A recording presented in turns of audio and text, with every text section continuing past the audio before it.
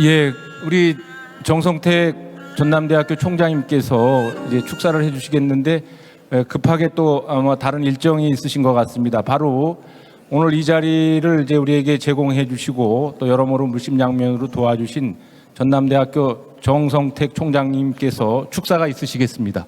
이제 박수, 큰 박수 좀 부탁드릴게요.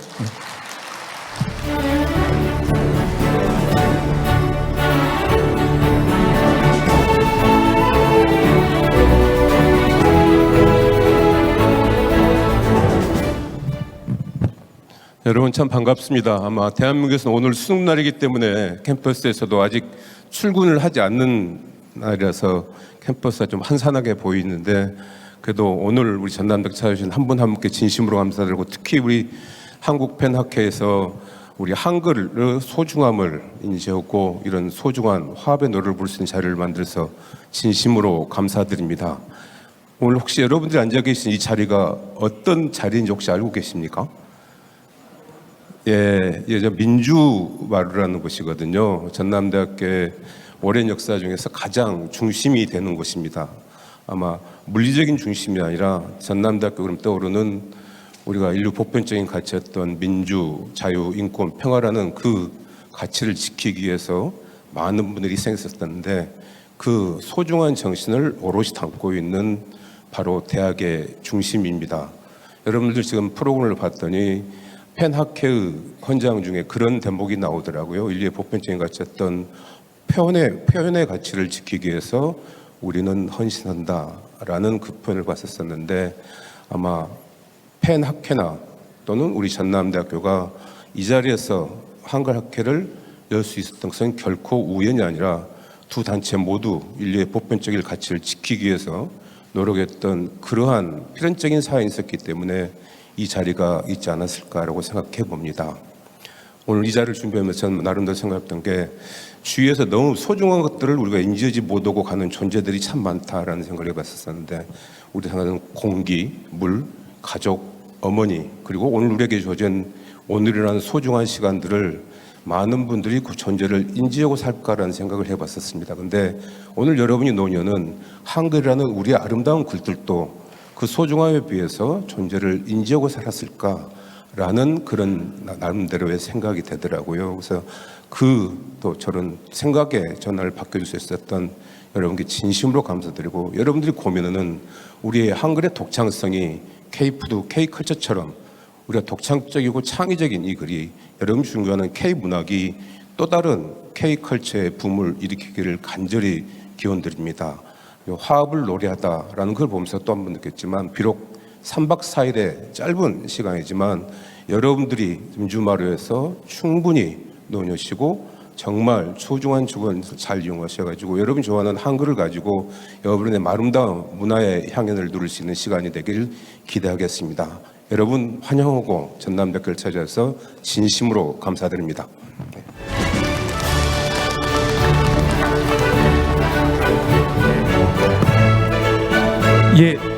예, 의미 있는 축사를 해주신 전남대학교 정성택 총장님께 다시 한번 큰 박수 부탁드리겠습니다.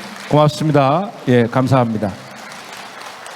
예, 일정상 바로 진행을 하도록 하겠습니다. 오늘은 이제 아주 특별한 날이죠. 사실은 이런 자리에 이 강당을 꽉 채워야 되는데 우리가 현기영 선생님을 모셨는데 조금 아쉬운 것은 아마 오늘 또 수능 관련, 그 다음에 또 학교 상황이 녹록지 않았던 것 같습니다. 그런 부분들에 대해서는 제가 사과를 좀 드리고요. 우리 현기영 선생님께 특히 죄송하게 생각을 합니다. 오늘 현기영 선생님의 특별 강연의 자장을 맡으신 분은 최윤 선생님이십니다. 최윤 선생님께서 일정을 전체적인 것을 다 책임을 지시고 진행을 하시게 될 것입니다. 예, 최윤 선생님 소개하겠습니다. 예, 박수 부탁드리겠습니다. 예.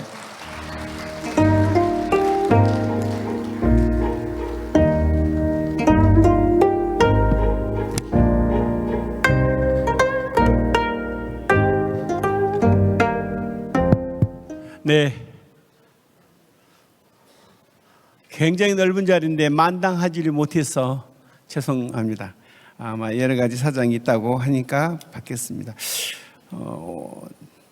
제가 듣기로는 과문에서 정확한지는 모르겠지만 오늘 이 자리에는 많은 작가, 시인, 에세이스트 등의 글에 관계된 많은 분들이 계시고 특히 작가들이 많이 계시겠죠. 예. 그런데 제목에 맞추어서 한글로 글을 쓰시는 분들을 초청 대상자로 삼았다고 그랬는데 정확한지는 모르겠습니다. 애국에 살지만은 한국어로 글을 쓴 분도 계시겠고요. 그래서 참 뜻깊은 날인 것 같습니다. 이런 자리를 만들어 주신 주최 측인 국제 팬 한국 본부에 감사드리고 후원 강주광역시 문체부 등등도 감사를 먼저 드립니다.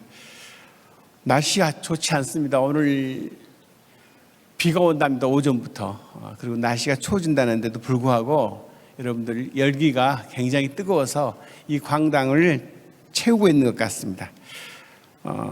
집체 측에서 저한테 이 자장을 맡아달라고 했는데 제가 대학 정년한 지도 3년이나 됐는데 감이 떨어졌는데 감 떨어진 늙은이에게 맡긴다고 제가 웃었습니다만은 아무튼 좌장의 역할이니까 제가 열심히 수행하겠습니다. 오늘은 현경 스님의 그 뜻깊은 평생을 몽글고 가져왔던 소설을 통한 자기 자신의 문학 세계를 여러분들에게 전달했는데 원고를 읽어보니까 일반인보다도 작가들에게 당부하고 싶은 마음이 굉장히 많으신 것 같았습니다. 한번 잘 들어보시기 바랍니다. 차장이기 때문에 제가 이 전체를 진행하면서요. 되도록이면은 플로우의 질문을 받겠지만 질문들은 선생님이 강의하신 내용에서 벗어나지 않아 주셨으면 감사드리겠습니다. 그게 너무 지나치게 벗어나 버릴 경우에 오늘의 그 취지가 퇴색될 것 같아서 조정을 하겠으니까 많은 양해를 부탁드립니다. 그러면 현경 스님 모시기 전에 현경 스님의 그 간략한 이력을 말씀드리겠습니다. 어디 가서 가장 힘든 게 한 사람의 생일을 요약해서 발표하는 이력서 낭독이더라고요. 그래서 제가 스님한테 메일로 간곡하게 부탁을 드렸습니다. 제가 쓰는 것보다 스님이 좀 보내주시는 게 어떠시겠냐고요. 답장을 받았는데요. 너무 스님이 겸손하셔서 너무 단출하게 이력서를 보내주셨습니다. 그걸 짧게 읽는 걸로 선생님 이력서를 그 선생님 뜻이기 때문에 그걸 지키겠습니다. 제주시에서 출생하셔가지고요. 서울대학교 사범대학 영어교육과를 졸업하셨습니다. 동아일보의 신춘문예 단편 아버지가 당선되어서 문단에 등단하셨습니다. 제주 4.3 연구소 소장을 역임하셨고 한국작가회의 이사장을 역임하셨습니다. 더구나 한국문화예술 전체를 통괄하시는 한국문화예술진흥원, 현재 한국문화예술위원회라고 하죠. 그 원장을 역임하신 경력을 가지고 계십니다. 저서로서는 여러분도 너무나 잘 아시는 소설집 순이삼촌, 아스팔트, 마지막 태우리, 장편소설 이재수의 난을 다룬 변방에 우짖는 새, 지상의 숟가락 하나, 누란, 최근에 나온 책 3권짜리 장장한 장편 대하소설 제주도우다를 발간하셨습니다. 산문집으로는 젊은 대지를 위하여 바다 술자, 소설가는 늙지 않는다라는 등등의 산문집을 내셨고요. 그동안 스님이 문학 역정 가운데 수상하신 많은 상들이 있는데 그 상을 몇 개만 열거하겠습니다. 신동영 문학상, 만해 문학상, 어용수 문학상, 한국일보 문학상, 제주 4.3 평화상, 그리고 대삼 문학상 등을 수상하셨습니다. 선생님의 문학적 이력은 4.3 하나만 가지고도 우리 모든 작가에게 기감이 되실 걸로 압니다. 여러분 오늘 선생님을 무대에 모실 때 많은 박수 부탁드립니다. 선생님 무대에 올라와서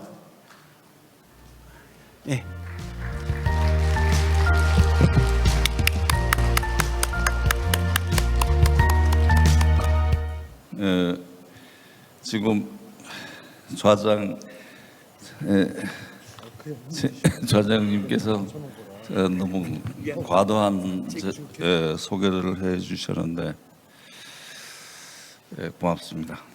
여기가 전남대학교, 우리 제 후배도 되지만은 그 문학적으로 후배가 되지만 김남주 시인이 시인을 기리는 그 기념홀이 이 뒤에 있어요. 문학적으로 김남주 시인의 그 문학적 투쟁을 우리가 이 자리에서 한번 마음속으로 새겨보는 자리도 되겠습니다. 전남대는 반독재 민주화운동의 성지로서 우리가 이 자리에 와 있는 것이 좀 경건한 마음까지 갖게 됩니다. 제가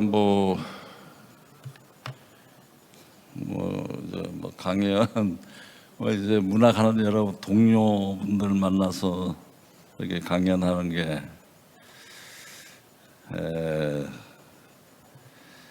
글쎄 잘 될지 모르겠습니다. 왜냐하면 우리는 글쟁이니까 글로써 얘기하는 거지 말로써 얘기하는 건 아니기 때문에 제가 말을 잘 못하더라도 이해해 주시기 바랍니다.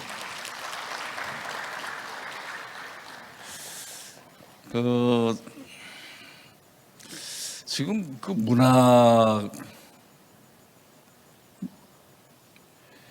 문학이 자리가 굉장히 도전을 받고 있는 시대인 것 같습니다. 그렇잖아요. 문학뿐만 아니라 문학을 읽는 사람이 많이 줄어들었고, 문학뿐만 아니라 인문사회, 과학, 도서 읽는 사람도 많이 줄어들어서 독서 인구가 대폭 줄어들고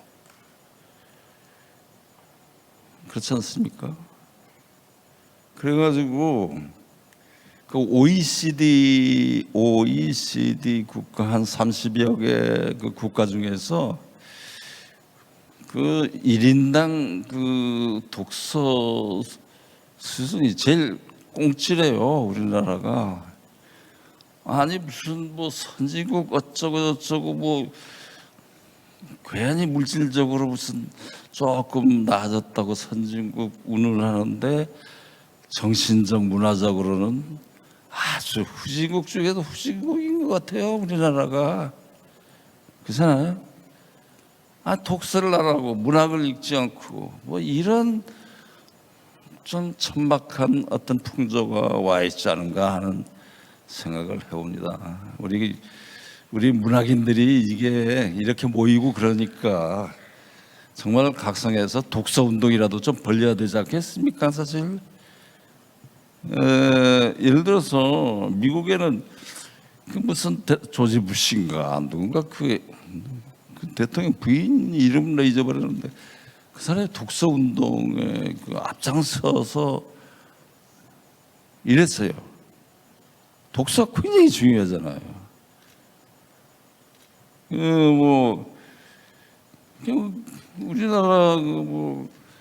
우리나라 대통령 부인들도 좀 그랬으면 좋겠어요. 영분이란 칭호안 갖고 여기저기 왔다 갔다 하지 말고 말이지. 좋은 독서 운동에 맨 앞장서서 그런 일을 해주었으면 얼마나 좋을까 하는 생각이 듭니다. 지금 그래서 교보문고에 보면 여러분 서울의 광화문에 교보문고 아시죠? 거기 벽면에다가 지금도 그게 있는지 모르지만은 거기에 이런 슬로건이 붙었었어요. 뭐라자면 그게 이제 교보문고잖아요. 교보문고이기 때문에 책이잖아요. 인간은 책을 만들고 또 책은 뭐라고 했어요? 책은 인간이 책을 만들고 책은 또 사람을 만든다고 그랬잖아요. 책이 인간을 만들어요. 책은 인간의 영혼을 풍요롭게 하고 우리 영혼을 가다듬고 이런 좋은 역할을 하는데 지금은 어떤 상황이냐면 책을 안 읽는 대신에 뭐예요? 책 안 읽는 대신에 스마트폰에 SNS에 빠져 있는 것 같아요. 특히 우리 문의는 덜하죠. 우리는 그런 현상에 대해서 거역하고 저항합니다. 우리 문의는. 근데 특히 젊은이일수록 SNS, 스마트폰에 많이 빠져 있어요. 이 젊은이들이 우리나라를 이끌어갈, 그리고 문학과 그리고 문학을 비롯한 이 한국적 문화 현상을 이끌어갈 그 젊은이들이 책을 안 읽는다는 말씀이에요. 그러면 아까 말씀드린 것처럼 말이죠. 사람은 책을 만든다. 그리고 책은 사람을 만든다. 한 식에다가 스마트폰을 대입해 봅시다. 인간은 스마트폰을 만든다. 우리나라가 그 스마트폰 뭐 이런 거 SNS 그 테크놀로지 저 제품들 이게 세계적이지 않습니까? 세계적으로 대단한 그런 발명품의 세계는 있는데 그 스마트폰이 사람을 만들어 버려요. 자기가 만든 스마트폰인데 그 스마트폰을 제어 못하고, 스마트폰 좋지요. 우리에게 우리가 알고 싶은 정보, 우리가 모르는 지식을 알려주잖아요. 손쉽게. 그렇게 잘 이용하기만 하면 스마트폰이 얼마나 좋습니까? 그런데 그 스마트폰의 안 좋은 그늘, 거기에 빠지면 그게 중독 현상이 이제 오는 거예요. 그래서 인간은 스마트폰을 만든다. 그리고 스마트폰이 인간을 만든다가 되어버리는 거야, 지금. 그런 인간들이 지금 많이 젊은이들에게 와 있어요. 그렇잖아요? 특히 요즘 그 스마트폰에서 숏폼이라는 그런 숏폼이라는 것들이 이제 그거 참고를 하고 있다고 그럽니다. 저는 딱 한 번만 봤는데 여러분 아시나요? 숏폼? 요즘 젊은 애들이 거기에 빠져가지고 헤어나질 못한다는 거예요. 그러니까 짤막짤막한 어떤 동영상 이런 것들이 그냥 그 내용은 그냥 시시부리 재미있는 얘기만 그냥 저열한 수준의 그런 내용으로 담겨져 있어요. 그냥 저열한 개그 비슷한 것 같은 저열한 호러물. 근데 이게 그 의사들도 이제 걱정을 많이 하고 있어요. 요즘 젊은이들에게 그게 너무 확산돼 가지고 거기에 빠지면 헤어나지를 못한다는 거예요.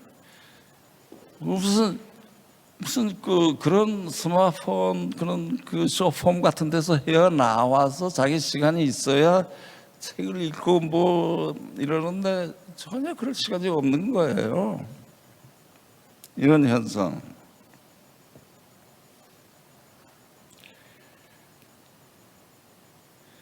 이게 이러다가 이게 문화적으로 망초가 되는 게 아닌지 이런 생각. 문화적으로 망초 걸리면 나라가 사실 망초가 되는 거죠.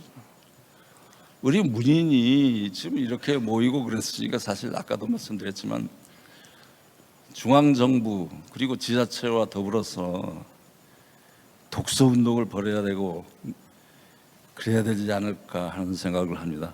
그런데 이번 정권에서는 어떻게 그 문화예술위원회 있잖아요. 그리고 또 그리고 그 문화부 거기에서 문학에 지원하던 돈을 삭감 또는 폐쇄해 버렸어요. 어떤 경우 문학 권장 도서라는 게 있어요. 거기에 이제 그 도서를 대중에게 이렇게 보급하기 위해서 지원하는 그 제도가 있는데 이게 폐지가 되는 거예요. 이게 거꾸로 가는 거 아닙니까? 책을 읽게끔 만들어야 되는데 참 매번 지금 이런 식으로 되면은 어떤 현상이 되느냐 하면은 포르투갈 출신 노벨의 문학상 수상자 사마루구라는 소설가가 있는데 우리나라에도 그게 번역됐어요. 번역된 게 뭐냐면 눈먼 자들의 도시라는 거예요. 눈먼 자들의 도시. 눈먼 자들. 이게 시민이 아니고 눈먼 자들이 맹인의 사회처럼 보이는 거예요. 책을 안 읽는 이 사회. 문학 작품을 도외시하고 이런 사회.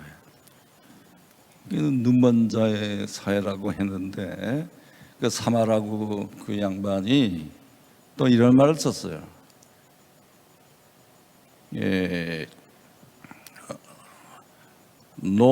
영어로 영어로 돼 있더라고. No thought people. thought는 생각이잖아요. No thought. 생각이 없는 인간들.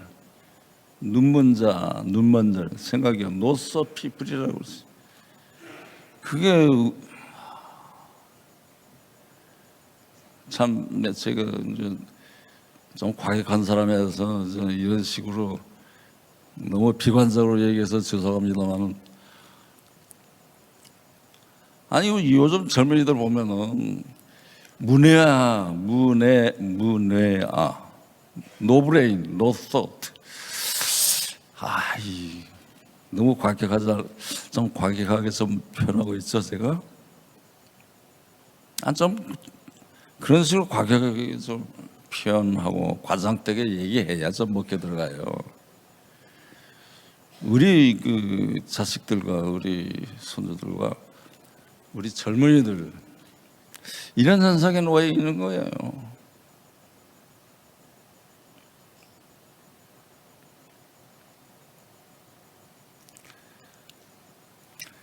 그러니까 이제 인간은 주체적 인간이 되어야 되는데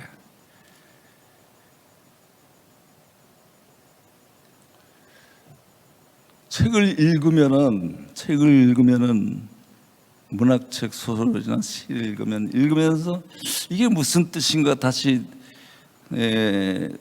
뒤돌아보면서 다시 읽기도 하고 또 곰곰이 생각하면서 책을 읽는데 이놈의 영상물들은 말이죠. 동영상이나 특히 쇼폼이니 뭐 이런 것들은 팍팍 빨리 지나가요. 빨리빨리. 그리고 우리의 그 말초신경을 정신에 영향을 끼치는 이 영혼을 보듬는 게 아니라 오히려 영혼을 황폐화시켜요. 책은 우리 영혼의 뭐예요? 양식이잖아요. 아까 양식이잖아요. 인간은 책을 만든다. 책은 인간을 만든다. 책이 인간을 만든다 할 때는 책이 인간의 양식이 된다는 거 아니에요. 영혼의 양식이 된다는 거예요. 인간의. 근데 이 스마트폰을 잘못 사용하면은 인간 영혼을 황폐화시킨다는 것이죠. 문외아를 만들고 문외아 노소트 피플을 만들고 눈먼 자들이 도시를 만들어 버린다는 거 아니겠어요? 야, 이게 참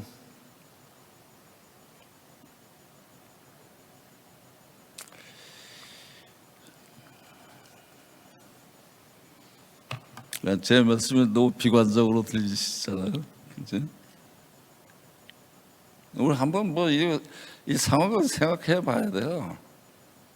우리 여기 와 계신 우리 문인들은 그런 현상을 개탄하고 거기에 저항을 해야 되고 그런 글쓰기를 이제 해야 되겠죠. 예?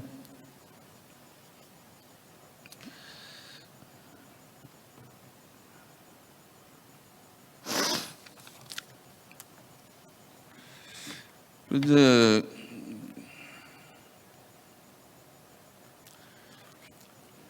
그렇기 때문에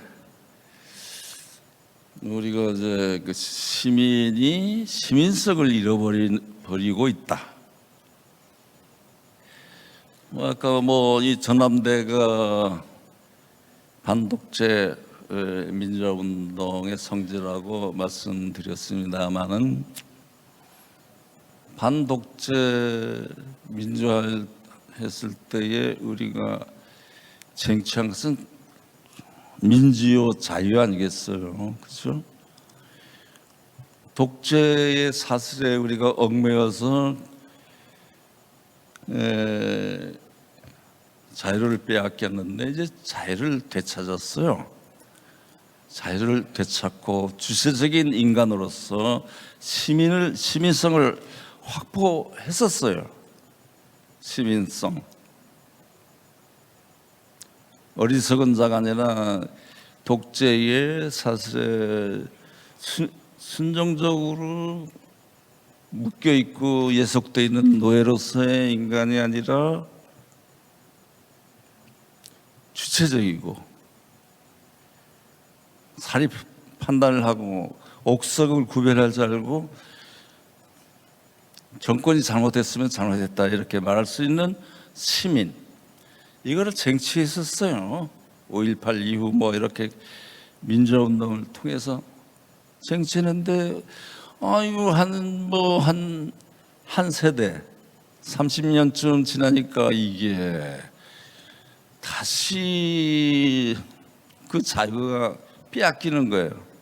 이건 어떤 정치 권력에서 자유가 뺏기는 게 아니고 무엇에 의해서? 바로 스마트폰에 의해서 그게 노예가 되고 있다는 거 아니에요. 거기서 우리 자유가 뺏기고 그렇잖아요. 우리의 자유 스마트폰에 먹혀 들어가야 되는 거예요. 스마트폰에 노예가 되는 거예요. 그래서 이제 시민성을 잃어버리는 거예요. 그래서 우리 문인은 정말 이렇게 앉아 계시지만 여러분이야말로 정말 마지막 시민이라고 생각합니다. 그래서 여러분들이 갖고 계신 뭐 팜플렛에 제 원고가 있습니다만 거기에 제목이 마지막 시민으로서의 작가 이런 말을 썼어요. 제목을 마지막 시민으로서의 작가. 우리는 그런 그 지리멸렬하고 경박한 세태에 대해서 반대하지 않습니까? 우리 문인은. 여러분들은 그야말로 마지막 시민입니다. 그 많은 대중은 지금 시민성을 잃어버리고 있는 중이에요.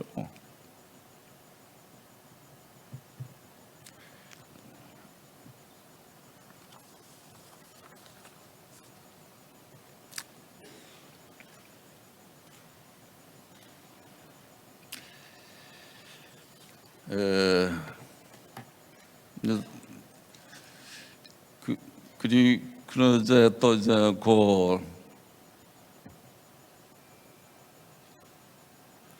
이제 우리가 그러면 그 다음에 이제 그 얘기는 그 정도 하고 우리는 어떤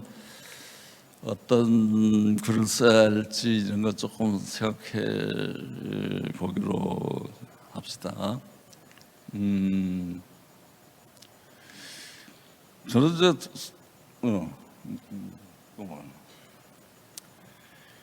저는 소설가이기 때문에 일단 뭐 이제 시 부분은 뭐 별 문제가 없습니다만은 시 부분은 큰 문제는 없는 것. 지나친 난해시가 좀 문제인 것 같아요.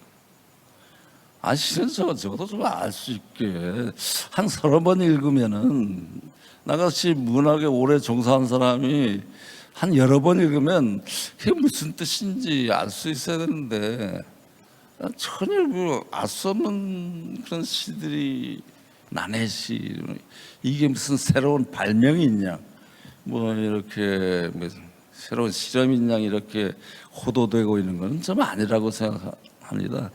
여러분은 아마 대부분은 제 말에 이제 동의하시리라고 생각합니다. 그래서 저는 소설가이기 때문에 그 소설 얘기를 좀 하겠습니다.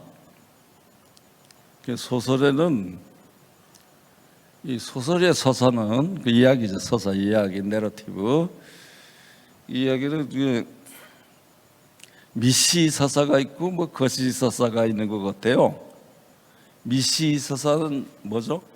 미시 서사는 이게 이 일상, 개인의 일상의 그 아주 우리가 살고 있는 익숙한 주변 이야기를 관여해서 쓰는 겁니다. 가족 얘기도 있고 뭐 직장 얘기도 있고 자기 살아가는 개인 얘기도 있고 이런 걸 아름답고 또 그 아름답게 미학적으로 이렇게 써내면 그게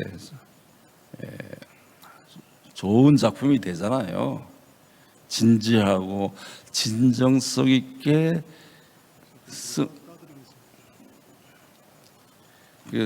쓰면은 그게 미시 서사죠. 그럼 거시 서사는 뭐냐? 영어로 하면 그랜드 내러티브라고 그러는데 이거는 우리 개인이 우리 개인이 존재는 나만 있는 게 아니고 나 이상의 것이 있잖아요. 나 이상의 것은 공동체 속의 개인이에요. 그렇잖아요. 공동체 이야기, 공동체 역사와 공동체가 지금 겪고 있는 현실과 그 민중 생활을 쓰는 그거를 거기에 관여하는 그런 소설을 우리는 이제 거시 서사, 거시 크게 보는 거, 그랜드 내러티브라고 합니다. 1980년대 여러분 겪어오셨죠? 1980년대는 그 그랜드 내러티브 거시 서사가 대단히 활성화됐었어요. 90년대 초반까지도 있는데 90년대 초 근데 그 90년대 들어가면서 이 거시 서사가 쇠퇴하기 시작한 거야. 그 이유를 뭐겠어요? 왜 그래? 풍습이 그렇잖아요. 풍습이. 응?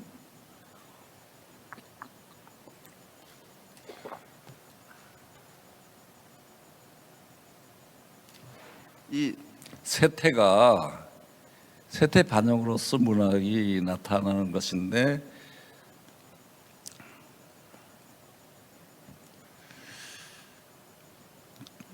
그래서 그 그랜드 내러티브 그 거시 서사가 쇠퇴해 버리고 계속적으로 한 30여 년간 미시 서사, 이 마이크로 내러티브가 주류를 이뤄왔어요. 지금까지도 소설 유통되고 있는 소설을 보면은 일상 이야기, 낯익은 일상 이야기, 개인 이야기 이거 좋죠. 좋긴 좋은데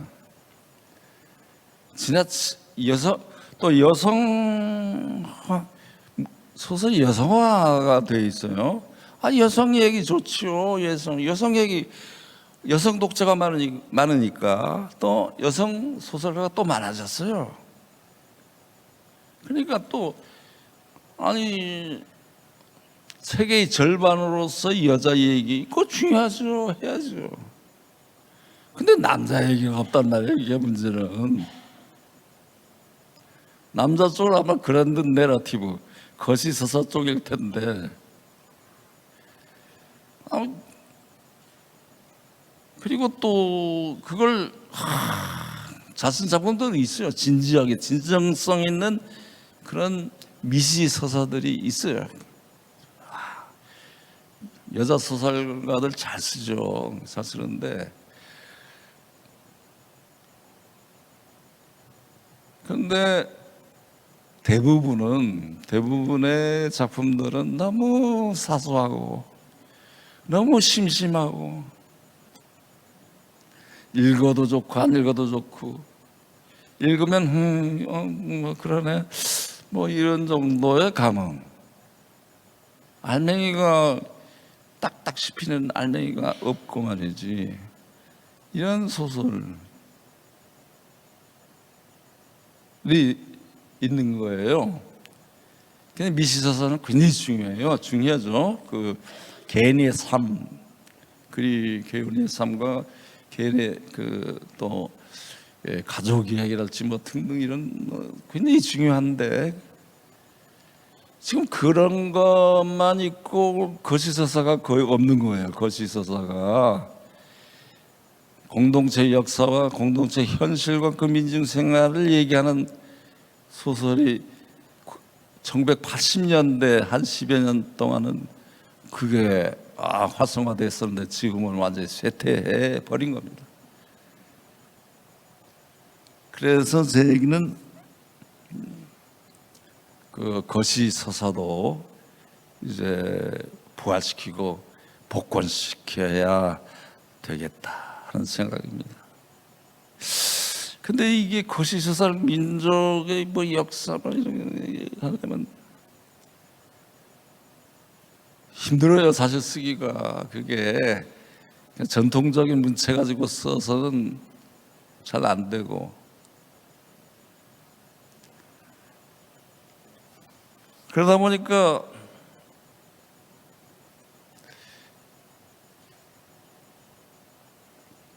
그 거시서사에 이제 이렇게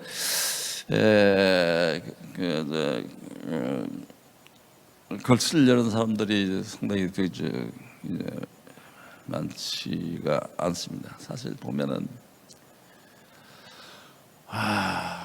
지금 사회가 너무 빠르게 작동되고 있어가지고 빨리빨리 해가지고 지금 굉장히 현실에서 굉장히 중요한 어떤 가치 있는 일들이 그게 음미하거나 평가하거나 이게 뭔가 그 의미를 부여도 못한 상태로 자꾸 뒤로 넘어가요. 이게 쌓여요. 그게 과거로. 그래서 과거 속에 오히려 지금보다는 이 지리멸렬한 지금 이 현실보다는 오히려 과거 속에 쓸거리가 있는 거예요. 과거 속에. 과거 속에 왜냐하면 우리가 놓쳐버린 것들이 많잖아요.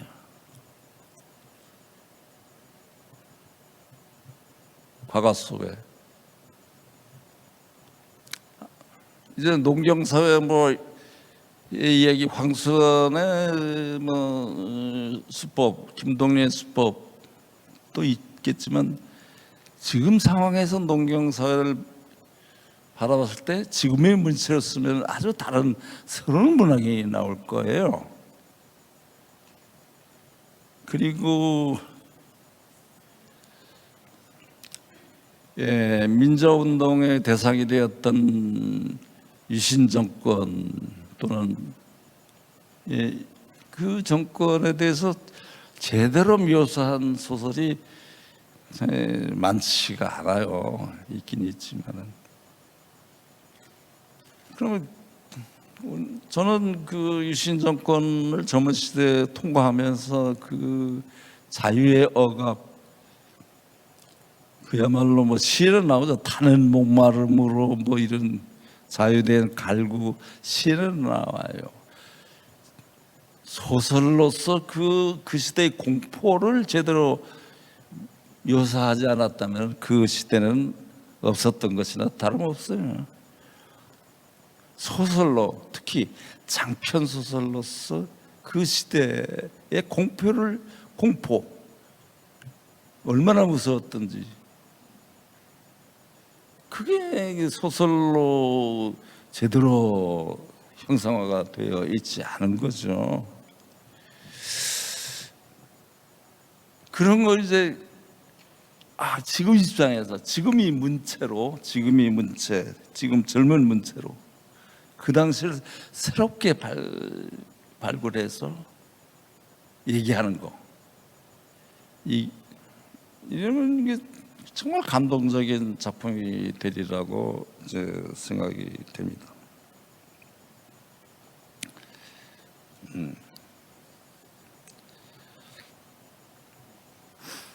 예를 들어서 노벨 문학상 수상자들 얘기만 해서 좀 그렇습니다만은 헤르타 밀레라는 루마니아 작가, 이 사람도 노벨 문학상 수상자인데 여자예요, 여자. 이 사람이 그러니까 옛날 그 동구권 시절 소 연방의 영향을 받고 있었던 루마니아, 그때 독재자, 우리나라 독재자만큼이나 오히려 더 심했던 차우세스쿠라는 대통령이 있었어요. 그 치하에서 차우세스쿠 그 치하에서 그 공포 정치를 이 여자가 헤르타 밀라가 형상화해냈어요. 과거 속에 새로운 것이 있는 거예요. 그래서 상을 받았어요. 그 전에 토니 모리슨이라는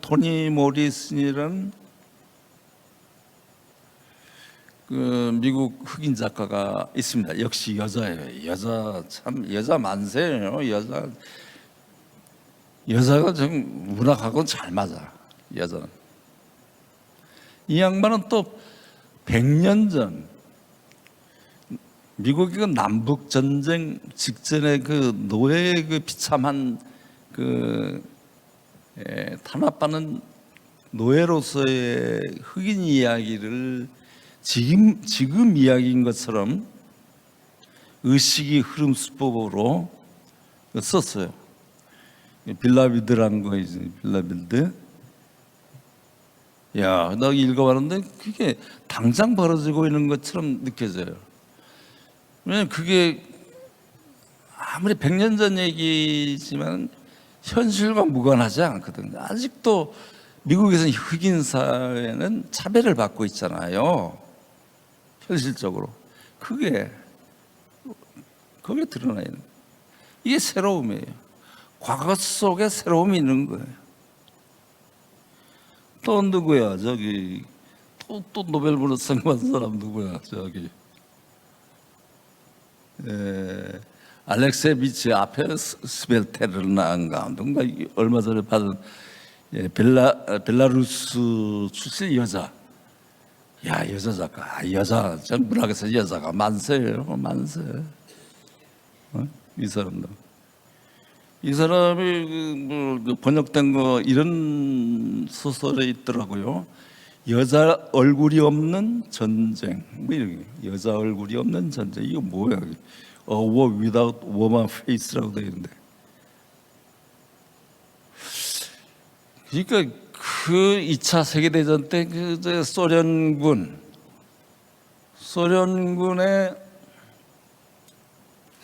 소련 연방이죠. 소련하면 러시아까지 다 포함되고 벨라루스까지 다 그 당시에는 포함됐었어요. 소련.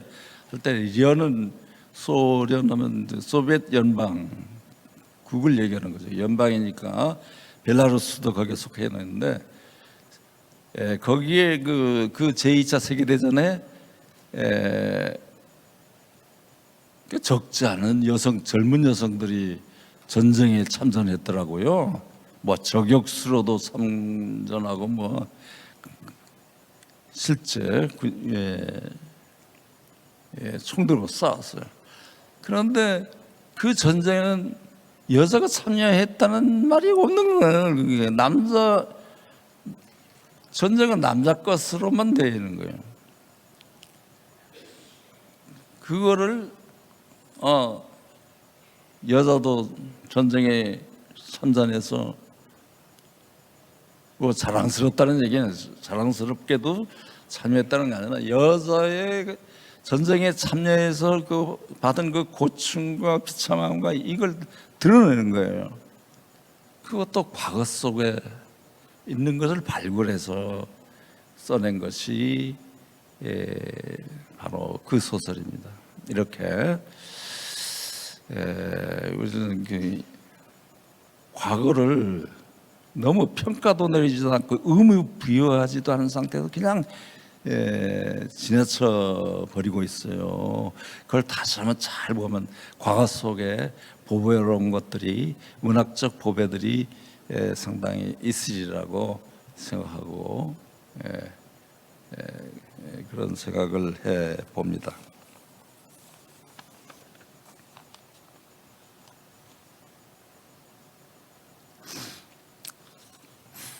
이제 마지막으로 이제 이런 말씀을 하나 드려보죠.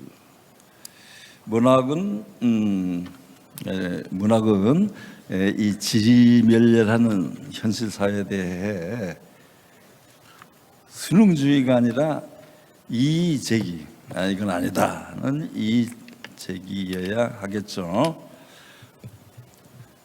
모든 사람이 순종하고 순응하고 긍정하고 그 물결에 흘러가고 모든 사람이 듣기 원하는 달콤한 것만을 다루는 문학은 별로 중요하지 않습니다. 작가는 모든 사람들에게 익숙한 것들, 모든 사람들에게 익숙한 것들, 그런 일상들, 익숙한 가치 체계에 정할 수 있고 이의를 제기하는 반대자가 되어야 할 것 같아요. 따라서 그러한 작가는 대다수 우리의 동시대인의 반대편에 맞서 있는 존재입니다. 아도르노라는 철학자가 있는데 그가 한 말이 마지막 시민입니다. 우리는 이제 그래서 이 지리멸렬한 대중 현상에 대해서 맞서는 그 시민성을 잃어버리고 있는 대중에 맞서고 그들을 계도하고 해야 되는 마지막 시민이어야 된다고 저는 생각합니다. 제 발표는 여기서 그만하겠습니다. 긴 강의 마치셨습니다. 네. 잠시 그 의자에 앉아 계시면 그쪽 의자에 앉아 계시면 질문자들이 나서 질문하실 때 다시 일어서서 말씀하시면 되겠습니다. 그 2019년에 맨 부커상을 받은 오만의 여성 작가 조카 알레히르가 이런 이야기를 했더라고요. 선생님 말씀 들으면서 떠올랐습니다. 선생님이 이야기를 크게 두 가지로 하셨습니다. 첫 번째는 새로운 미디어 형태의 그 스마트폰으로 대변되는 새로운 미디어 형식에 대해서 요즘 젊은이들이라든지 나이 많은 사람들이 너무 엔터테인에 빠진다. 그래서 진지한 문학이 설 곳을 잃어버리고 있다라는 이야기를 먼저 하신 것 같습니다. 거기에 이제 저 알레리트가 그런 이야기를 했더라고요. 문학은 예전부터나 지금이나 앞으로 100년이 지나도 절대 대중화되지 않는다.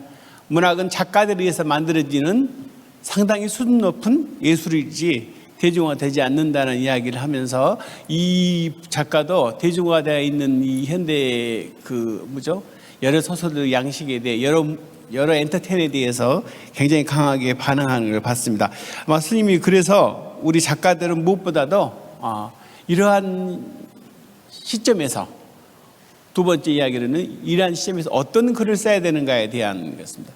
작년에 제가 선생님도 방금 언급했지만 문학 나눔 사업에 관련해서 심사를 2번 들어가서 본의 아니게 60권의 소설을 읽어냈습니다. 60권의 소설책을 읽어냈습니다. 그리고 또 심사를 또 문학상 심사를 가게 돼서 또 다른 작품 30권에서 작년에만 해도 90권의 소설 집을 읽은 것 같아요.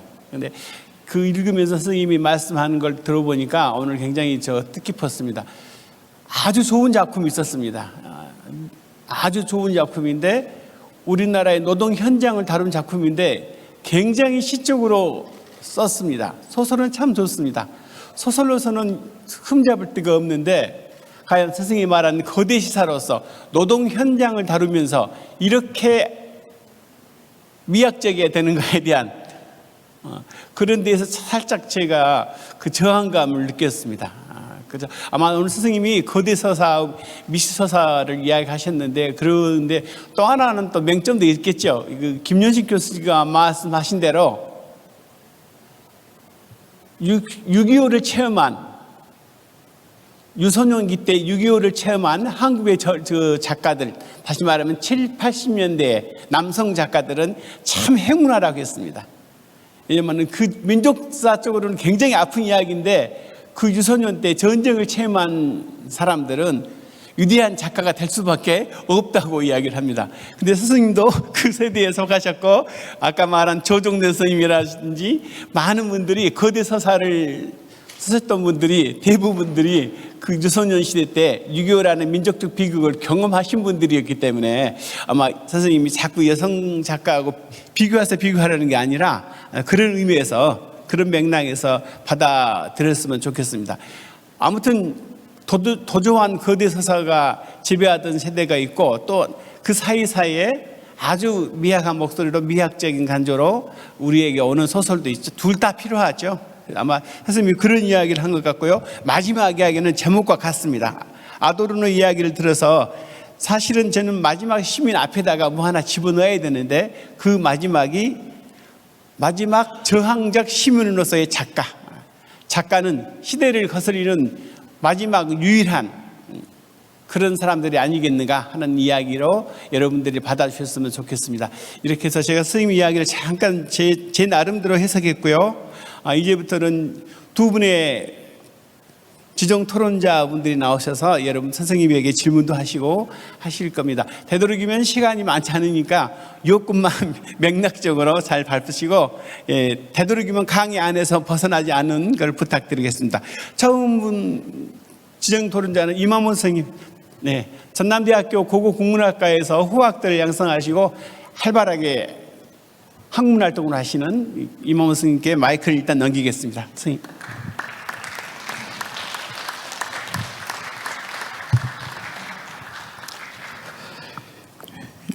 예, 전남대 이만모 교수입니다.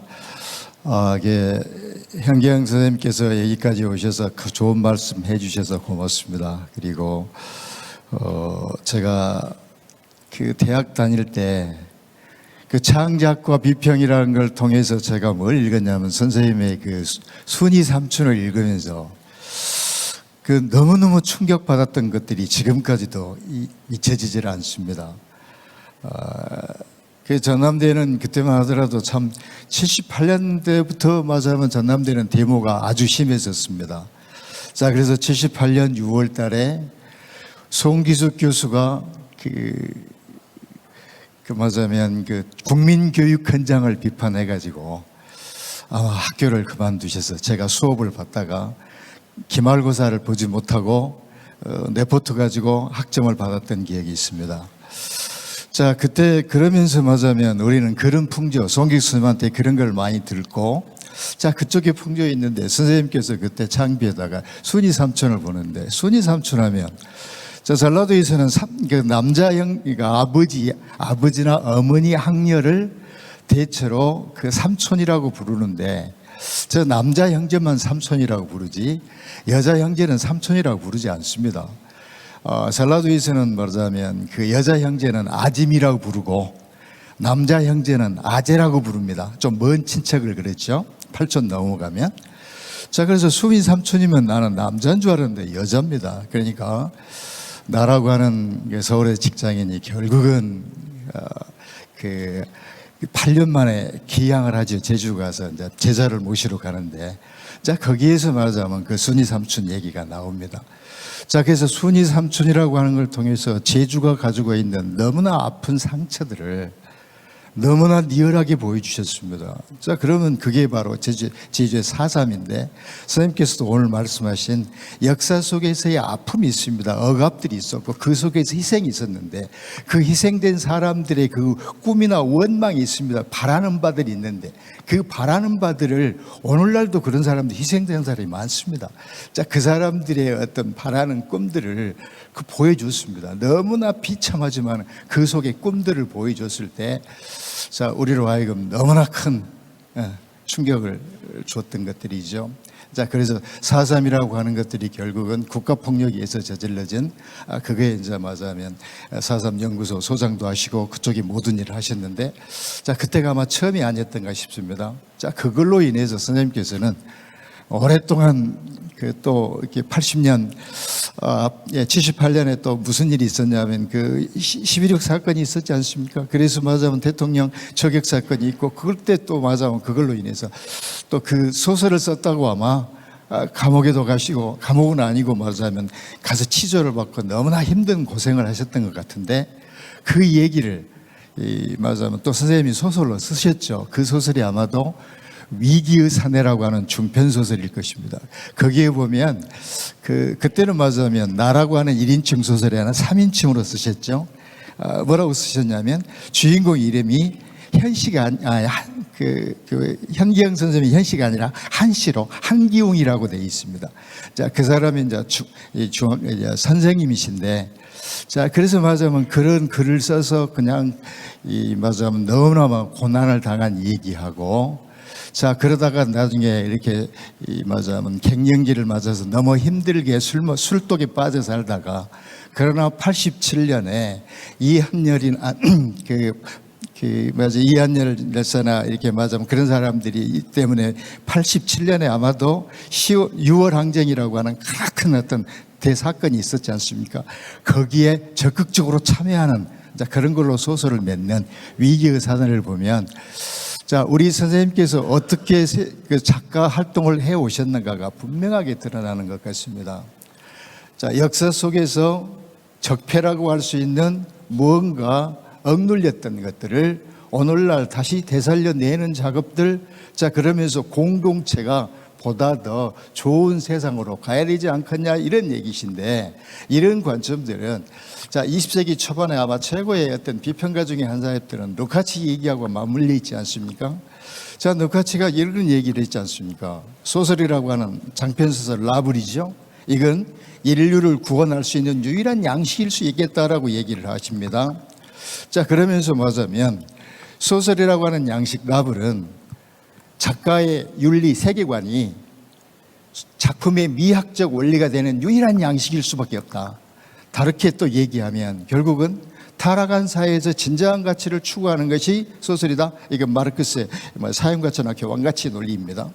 자, 그런 얘기를 하셨는데 거기하고 아마 맞물려 있는 것 같고, 또 오늘 말씀하신 것들 중에서도 결국은 평생 당신이 해온 작업인데, 해온 소설 작업이라고 하는 것들이 일종의 말하자면 작가적 실천과 소설적 문학적 실천이라고 하는 것들이 맞물려 있다라고 하는, 쉽게 말하면 작가의 윤리나 세계관이 중요하다라고 하는 것, 공동체의 운명을 언제나 염두에 두고 함께 가야 된다고 하시는, 자, 그런 입장에서 선생님께서는 그 이후에 계속 제주 사람들의 어떤 모든 그런 어떤 사람들의 어떤 역사들을 지금까지 소설화해 오고 계시니까 아마 거대 서사를 계속 써오셔서, 자, 그런 점들은 우리 후학들이 엄청 말하자면 그런 점에서는 선생님들 아주 존경하지 않을 수가 없는 그런 입장. 그래서 말하자면 더욱 감사 말씀을 드립니다.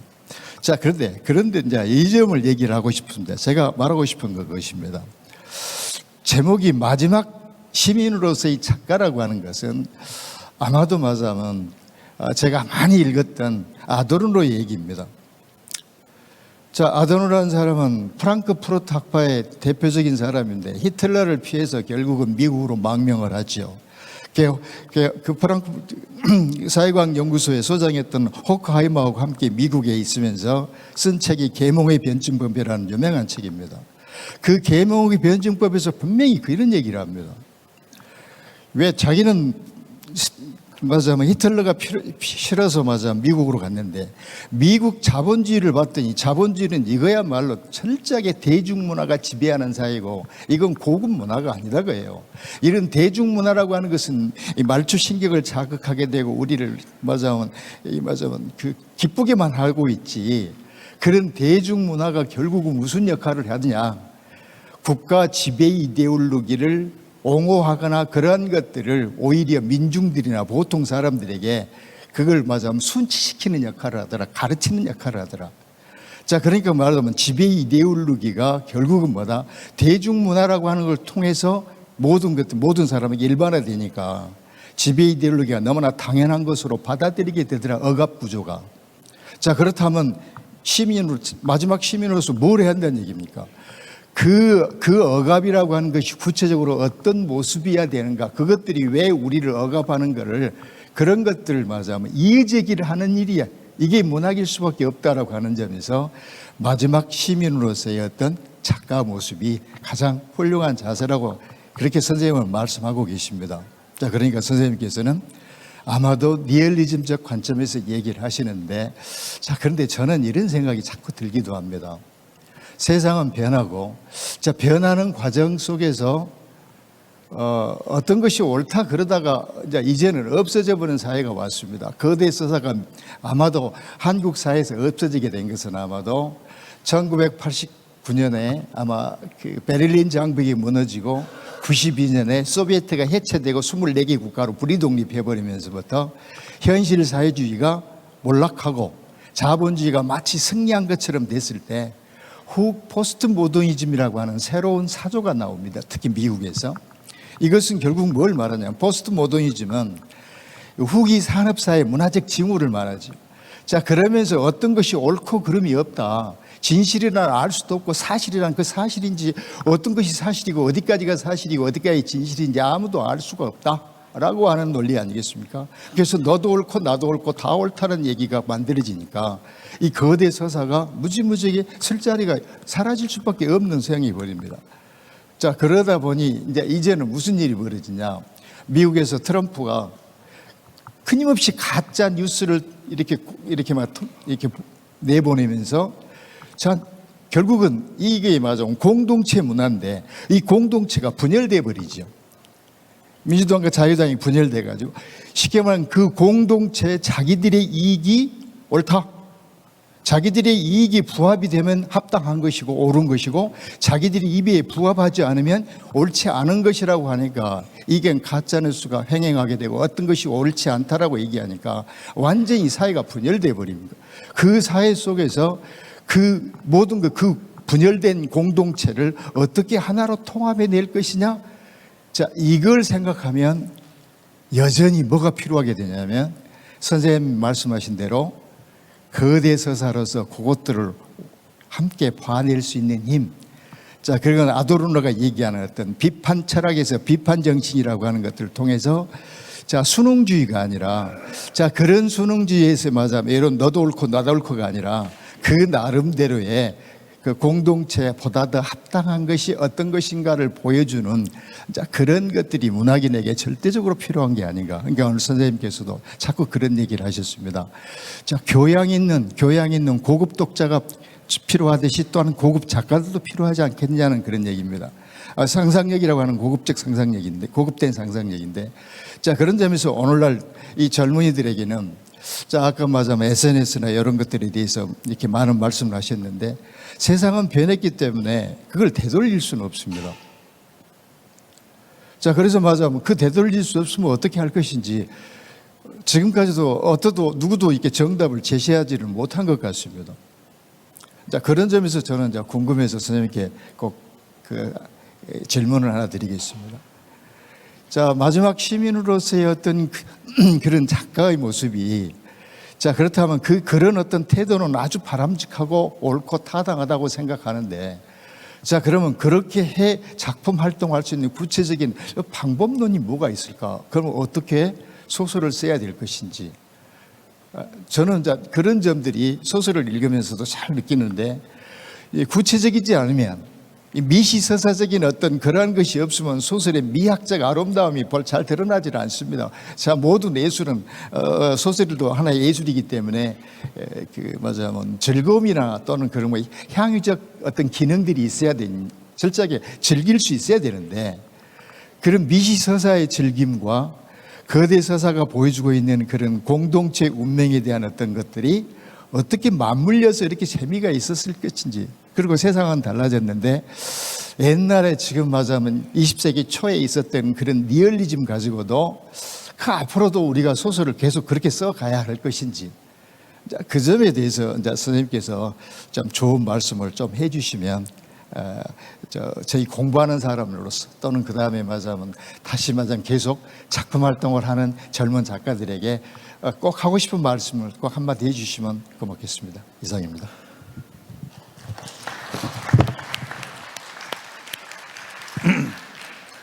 임 교수님의 말씀 제가 들으면서 저도 많이 배웠습니다.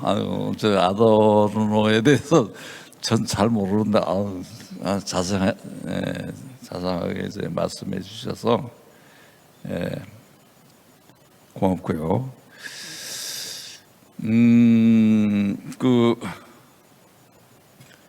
그러니까 그러니까 뭐 거대 서사인가 거시 서사인가 하여튼 그런 내러티브의 이것이 어떻게 이제 독자들에게 다 이렇게 할 수 있는 어떤 문학적 전략이 무엇이냐 이렇게 물으신 거죠. 그렇게 들었습니다. 그럼 장편 되게 이제 거시 서사의 경우는 장편 소설이 되겠어요. 그럼 장편 소설에는 사실 미시 서사도 포함돼요. 여러 가지 주인공들 등장인물들의 사소한 일상생활도 들어가고 자연에 대한 이런 그런 과 더불어 교감 그런 것들도 들어가고 그러면서 어떤 개인 생활, 일상생활을 영위하는 등장인물이 개인이 역사의 수레바퀴에 치인달까 하여튼 역사 더불어서 또는 현실의 어떤 질곡과 이렇게 그걸 감당하면서 거기에 저항하면서 그런 모습을 충분히 그려낼 수 있다고 생각합니다. 되게 보면은 그런 내러티브가 실패하는 경우는 소설에 미시적인 것이 빠져 있어서 그렇다고 보거든요. 너무 주장만 앞세우고 이데올로기적인 거 목소리만 높여 가지고는 안 된다고 생각하거든요. 그런 장편 소설에도 어떤 시를 미학을 놓치지 말아야 된다. 이렇게 하면은 충분히 소설은 성공적이고 독자에게도 호소력이 있으리라고 생각합니다. 글쎄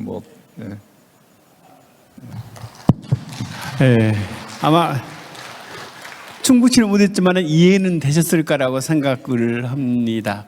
그게 최근에 임초으로 선생님하고 선생님 최근에 책 제주 도우다를 봤더니 동일하게 4.3을 다루고 있으면서 제주의 민속과 제주의 민요를 총망라하고 제주 설화까지 망라해서 책들이 굉장히 부피가 커지면서 의미가 확장되는 것도 저는 읽었고요.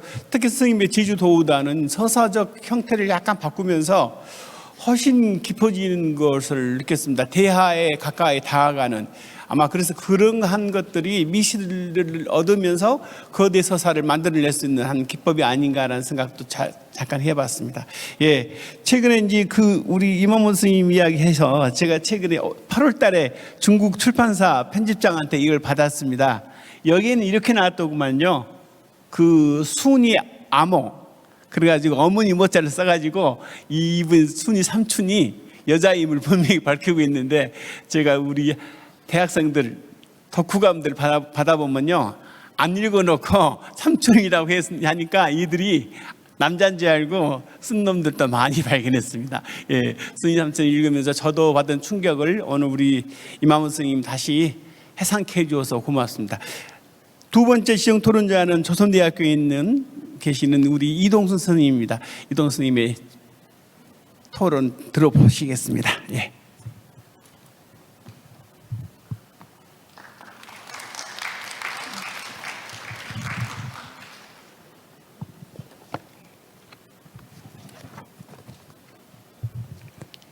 네, 안녕하십니까. 조선대학교 교수 이동순입니다. 인사드리겠습니다.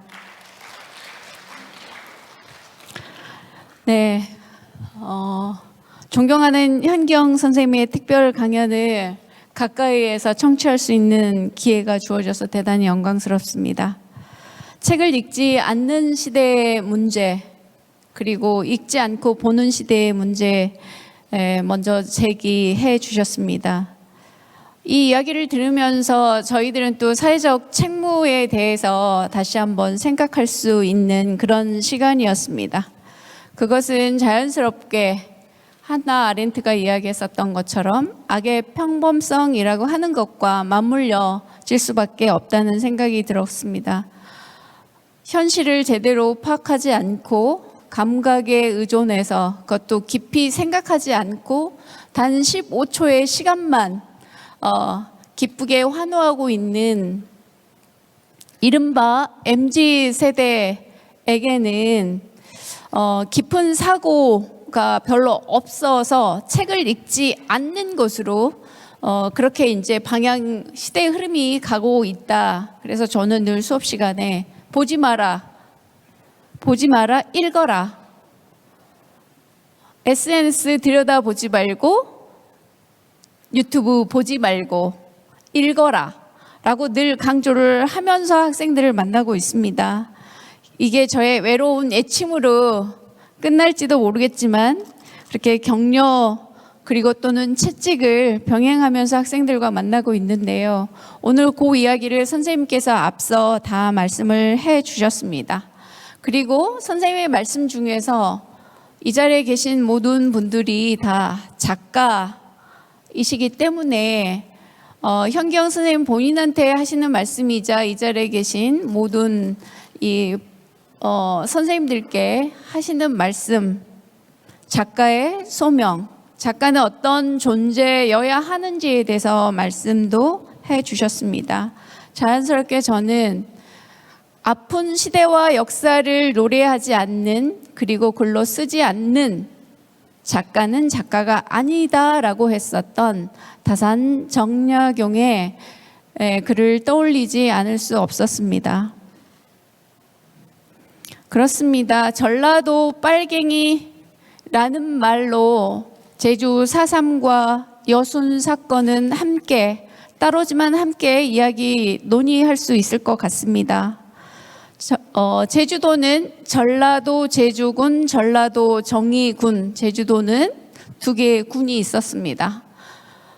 이 이야기를 말씀을 드리는 건 전라도 빨갱이라고 하는 용어의 출현과도 연관되어 있기 때문이기도 하고, 이제 제주도와 전라남도가 완벽하게 분리되는 60년대, 그 이전까지는 연좌제의 큰 그늘 아래서 제대로 숨도 쉬지 못하고 살았던 그 역사를 현경 선생님께서 순이 삼촌을 통해서 세상 밖으로 불러내셨고, 그리고 이후에도 그 작업을 지속해 오셨습니다. 제 기억 속에 저는 오랫동안 잔상으로 남은 작품이 지상의 숟가락 하나입니다. 지금도 제가 그 책을, 초판 나왔던 책을 지금도 제가 그대로 가지고 있고 한 번씩 들여다보고 있습니다. 자, 그것에 기반해서 저는 제주 올레길도 전부 다 걸었고 역사적인 희생에 있었던 그 장소들도 다 둘러보았습니다. 올 겨울도 또 가볼 예정인데요. 정의 군수였던 분이 수필가 김진섭의 아버지였고요. 또 제주도의 목사로 갔었던 김창국 목사는 바로 시인 김현승의 아버지이기도 합니다. 자, 전라도였기 때문에 넘나들었다라고 하는 걸 말씀을 드리고요. 특히 이제 현경 선생님이 쓰셨던 이 순이 삼촌이라고 하는 작품은 앞에 사회 보신 선생님들도, 선생님 그리고 임만모 교수님도 말씀을 해주셨지만 현기영 선생님의 이 작품으로부터 제주도의 4.3은 거대한 숨은 장막을 걷어내고 역사를 다시 불러내고 역사의 물줄기를 완벽하게 바꾸어서 국가폭력의 실체를 드러냈고 그것으로 인하여 제주 4.3 특별법이 만들어졌고 그것으로 인하여 지금 현재 제주 4.3 평화공원까지 그래서 그 역사적 실체가 완벽하게 드러나서 거대한 역사 안으로 들어오는 초석을 놓은 작품이다라고 생각되어서 저는 특히 역사적 실체를 밝혀서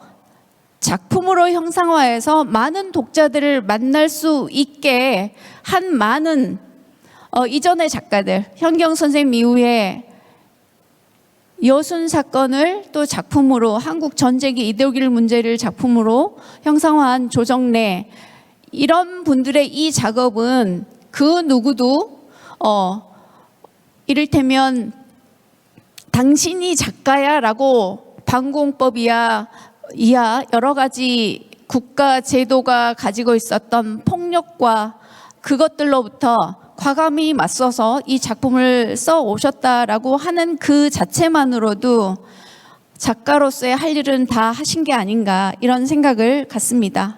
그래서 저는 아까 현경 선생님께서 말씀하신 교보문고의 광화문 교보, 저도 이제 가봐서 그걸 늘 읽었습니다만 인간은 책을 만들고 책은 인간을 만든다라고 하는 요 말을 바꾸어서 현경은 소설을 썼고 그 소설은 역사적 실체를 밝혔다라고 말씀을 드리고 싶습니다.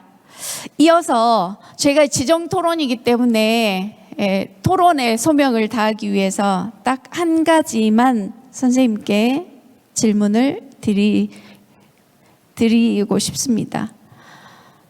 지금 현 세대의 문제, 기성세대가 잘 살아와서 그리고 87년 이후에 정말 제대로 잘 살았더라면 지금의 현 세대 대학 입시를 향해서 달려가는 대학생들이 된 이후에는 공부를 하지 않는 그리고 감각적인 것들만 쫓아가고 있다라고 이야기되고 있는 이 MZ세대들 그들에게 우리는 어떻게 반성할 것이며 그리고 그들을 위해서 지금 우리가 할 수 있는 것은 무엇일까? 작가로서 뿐만 아니라 시대의 어른으로서 한마디 주시면 좋겠다라는 것으로 저의 토론을 대신합니다. 선생님 고맙습니다. 네, 토론을 이렇게 전달해 주셔서 고맙습니다. 아까 그 쇼폼이 지금 창궐하고 있다고 이게 일각에서 이러는 게 아니라 굉장히 그 팬데믹 현상 비슷하게 이렇게 번지고 있다고 그래요. 그러면은 이 자라는 세대 이 청소년들이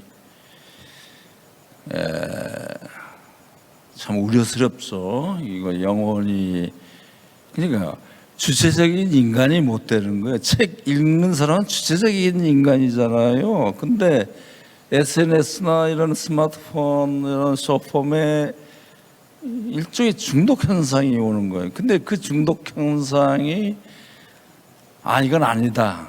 우리가 아무리 말해도 너 그거 하지 말아라 해서 되는 게 아니에요. 근데 치료 방법은 의사들, 그 정신과 의사들이 얘기하기를 치료 방법은 독서래요. 독서. 그런 현상. 그러니까 이게 독서와 지금 현상과 이게 서로 맞물려 있는 거예요. 우리가 독서 운동을 해야 되는 거거든요. 그래서 이제 이건 참 우리는 이제 책을 생산하는 자로서 우리들 여러분들 책을 생산하는 자로서 책을 읽어라 하고 대중에게 얘기할 수 있어야 될 것 같아요. 그래서 아까 독서 운동 이렇게 모이고 이런 것이 충분히 하나의 세력이 되고 힘이 되지 않겠습니까? 사실 지자체 또는 중앙정부를 통해 가지고 그들을 추동해 가지고 독서 운동 굉장히 중요하다고 생각됩니다. 이런 게 그 어떤 독서야말로 모든 걸 치유할 수 있는 방법 수단이라고 이제 생각됩니다. 그리고 또 하나 이제 한강이라는 소설가와 정지아라는 소설가를 이제 언급할 걸 놓쳐서 이제 다시 언급을 해보겠는데 이 친구들이 이제 소위 말하자면 과거의 적폐 드러나지 않은 걸 이제 발견해내 가지고 저는 부정당하고 모욕당한 어떤 그런 사건들 5.18 이거 모욕당하고 폄훼당하고 4.3 역시 마찬가지로 그리고 지산 빨치산에 대한 그것을 또 조명해서 현대 조명한다는 건 다시 재발견한다는 거거든요. 과거 속에서. 근데 그들이 그 두 작가 한강과 정자의 문학적 분투는 참으로 이제 격려할 만하고 그게 또 잘 팔려요. 이 독서 시장에서 잘 팔려요. 그러니까 잘 문학적으로 잘 쓰기만 하면은 그런 내러티브도 충분히 잘 팔리고 잘 팔린다는 것은 그만큼 독서 대중이 좀 달라지는 거 아니겠어요? 그 어떤 그 스마트폰의 사슬에서 좀 벗어나면서 좀 이제 달라지는 것일 거라고 생각합니다. 아무튼 독서가 치유책이라고 볼 수밖에 없고 그러면 어떻게 해야 되느냐? 독서 운동을 벌여야 된다 이런 생각을 해봅니다. 네.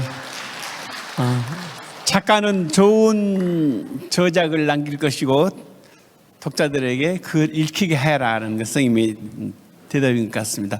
아까 이만문 스님이 정말 기가 막힌 말씀 한 마디 해주셨습니다. 사람과 문학이 같은 분이 현경 스님이시다라는 것은 우리 누구도 부인하지 못할 것입니다. 그리고 세계적으로 위대한 문학상들은 작품만 본 게 아니라 그 사람이 살아왔던 삶의 역정을 살펴본다고 합니다. 오늘 우리 이 비 오는 날 또 제9회 세계 한글 작가 대회에서 현경 스님을 초대하신 것은 아주 적절한 뭐였다고 생각이 드네요. 이 가득 차서 젊은 친구들이 많이 들어줬으면 좋을 텐데 그것이 없다는 약간의 아쉬움을 남기면서 오늘 오전 세션을 이렇게 마치려고 합니다. 하나 더. 아까 현경 스님이 말씀하셨는데요. 여기서 걸어서 5분이면 김남주 시인이 생전에 남긴 육고라든지 시라든지 김남주 시인의 삶을 살펴볼 수 있는 김남주 홀이 바로 건너편에 있습니다. 여러분들 점심 식사 좀 빨리 하고 오셔서 한 5분 정도 시간 내서 김남주 스님이 홀도 한번 찾아보시기를 꼭 부탁드리면서 오늘 소개해 주신 현경 스님한테 여러분 뜨거운 박수를 한번 다시 부탁드립니다. 수고하셨습니다. 이것으로 11시 정각에 끝내겠습니다. 감사합니다. 예.